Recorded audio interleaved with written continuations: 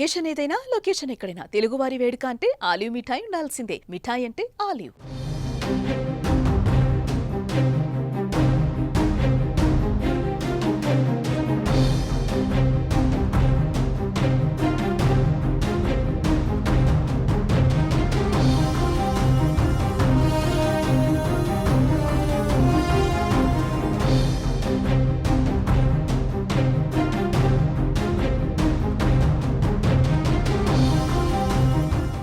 అసలే యుద్ధ భయంతో వణుకుతున్న పాక్ ని ప్రకృతి కూడా భయపెడుతోంది. నీళ్ల కోసం కటకటలాడుతున్న పాకిస్తాన్ లో భూకంపం సంభవించింది.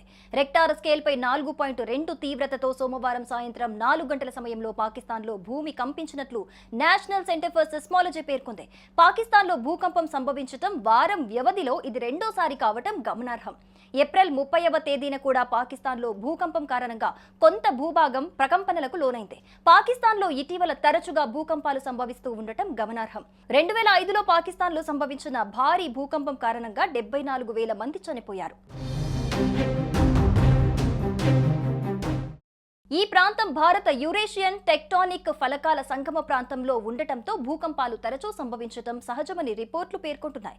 2024లో మాత్రమే పాకిస్తాన్లో ఏకంగా 167 భూకంపాలు నమోదయ్యాయి. వీటి తీవ్రత 1.5 లేదా అంతకంటే ఎక్కువగా ఉంది. ముఖ్యంగా ఖైబర్ పఖ్తూన్ఖ్వా, గిల్గిట్ బల్టిస్తాన్, బలూచిస్తాన్ ప్రాంతాల్లో ఎక్కువగా భూ ప్రకంపనలు మొదలయ్యాయి. 2023 మార్చిలో బడ్కాంచ్ ప్రాంతంలో సంభవించిన 6.5 తీవ్రత గల భారీ భూకంపం ఉత్తర పాకిస్తాన్ వణికించింది. ఈ ఘటనలో ప్రాణ ఆస్తి నష్టం భారీగా జరిగింది. ఆ తర్వాత సెప్టెంబర్ 24లో 5.7 తీవ్రత గల భూకంపం ఇస్లామాబాద్తో పాటు పంజాబ్, ఖైబర్ పఖ్తూన్ఖ్వా రాష్ట్రాలను దెబ్బతీసింది. నవంబర్లో మరోసారి 5.2 తీవ్రత గల ప్రకంపనలు పేషావర్ ప్రాంతంలో సంభవించాయి. తాజా ఘటన కేవలం కొన్ని రోజుల్లో వచ్చిన రెండో భూకంపం. ఏప్రిల్ 30న రాత్రి 9:58 IST సమయంలో మరో భూకంపం సంభవించింది. దీనిపై NCS ట్విట్టర్ వేదికగా వెల్లడించింది. అంతకుముందు ఏప్రిల్ 12న 5.3 తీవ్రత గల మరో భూకంపం చోటు చేసుకుంది. ఇది భూమికి కేవలం 10 కిలోమీటర్ల లోతులో చోటు చేసుకోవటం గమనార్హం. పాకిస్తాన్ భౌగోళికంగా భారత్ యురేషియన్ టెక్టానిక్ ఫలకాల మధ్య ఉన్నందున ప్రధాన భూకంప రేఖలు ఈ దేశాన్ని ప్రభావితం చేస్తున్నాయి.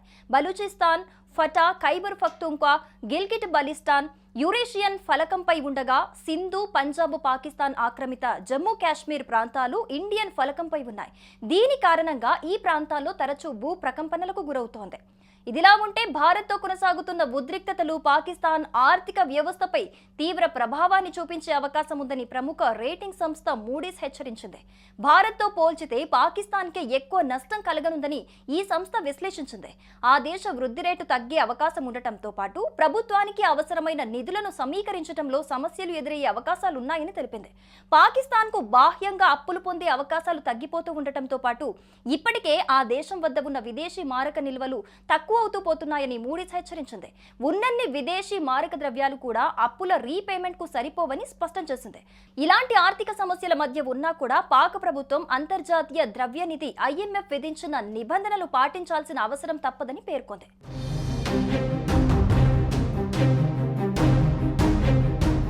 సుమన్ టీవీలో మీ పర్సనల్ అండ్ బిజినెస్ ప్రమోషన్స్ కోసం కింది నెంబర్కి కాంటాక్ట్ చేయండి.